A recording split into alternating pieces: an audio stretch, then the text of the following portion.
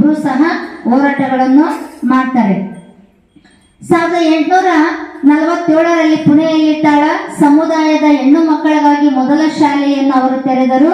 ಇದು ಭಾರತದಲ್ಲಿ ಮಹಿಳಾ ಶಿಕ್ಷಣದ ಅಕ್ಷರ ಕ್ರಾಂತಿಯ ಮೊದಲ ಹೆಜ್ಜೆಯಾಗಿತ್ತು. ನೋಡ್ರಿ, ಮೊಟ್ಟ ಮೊದಲ ಮಹಿಳೆಯರಿಗೋಸ್ಕರ ಶಾಲೆ ತೆರೆದಿರ್ತಕ್ಕಂಥವ್ರು ಸಾವಿತ್ರಿಬಾಯಿ ಫುಲೆ ಅವರು ಪುಣೆಯಲ್ಲಿ ಶಾಲೆಯನ್ನು ಪ್ರಾರಂಭಿಸ್ತಾರೆ. ಈ ಒಂದು ಶಾಲೆಯನ್ನು ಪ್ರಾರಂಭಿಸಿದಂತ ಸಂದರ್ಭದಲ್ಲಿ ಅಂದ್ರೆ ಆಗಿನ ಕಾಲದ ಸಮಾಜದಲ್ಲಿ ಹೆಂಗಪ್ಪ ಅಂದ್ರೆ ಮಹಿಳೆಯರು ಶಿಕ್ಷಣವನ್ನು ಕಲಿಬಾರ್ದು, ಮಹಿಳೆಯರು ಎಲ್ಲೂ ಪ್ರಪಂಚಕ್ಕೆ ಹೊರಗಡೆ ಹೋಗ್ಬಾರ್ದು ಅನ್ನೋದು ನಮ್ಮ ಪೂರ್ವಜರ ಒಂದು ನಂಬಿಕೆ. ಆ ಒಂದು ನಂಬಿಕೆಯನ್ನು ಹಾಳು ಮಾಡಿರ್ತಕ್ಕಂಥ ಸಾವಿತ್ರಿಬಾಯಿ ಫುಲೆ ಅವರು ಶಾಲೆಯನ್ನು ಪ್ರಾರಂಭಿಸಿದಂತ ಸಂದರ್ಭದಲ್ಲಿ ಅನೇಕ ಸವಾಲುಗಳನ್ನು ಎದುರಿಸ್ತಾರೆ. ಅವರು ಶಾಲೆ ಪ್ರಾರಂಭಿಸಿರ್ತಾರೆ.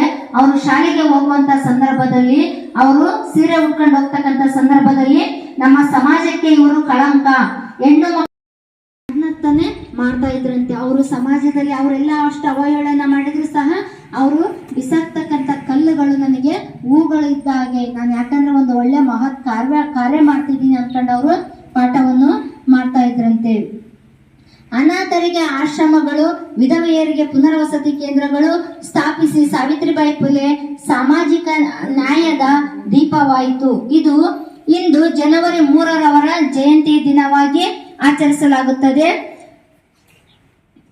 ಇಂಡಿಯನ್ ಫಸ್ಟ್ ಲೇಡಿ ಟೀಚರ್ ಎಂಬ ಬಿರುದು ಅವರಿಗೆ ಸೇರಿದೆ. ಅಂದ್ರೆ ಭಾರತದ ಮೊದಲ ಮಹಿಳಾ ಶಿಕ್ಷಕಿ ಅಂತ ನಾವು ಕನ್ನಡದಾಗ ಏನ್ ಹೇಳ್ತೀವೋ ಅದನ್ನೇ ಇಂಡಿಯನ್ ಫಸ್ಟ್ ಲೇಡಿ ಟೀಚರ್ ಅಂತಕ್ಕಂಥ ಒಂದು ಬಿರುದನ್ನು ಸಹ ಅವರಿಗೆ ಕೊಡಲಾಗುತ್ತೆ.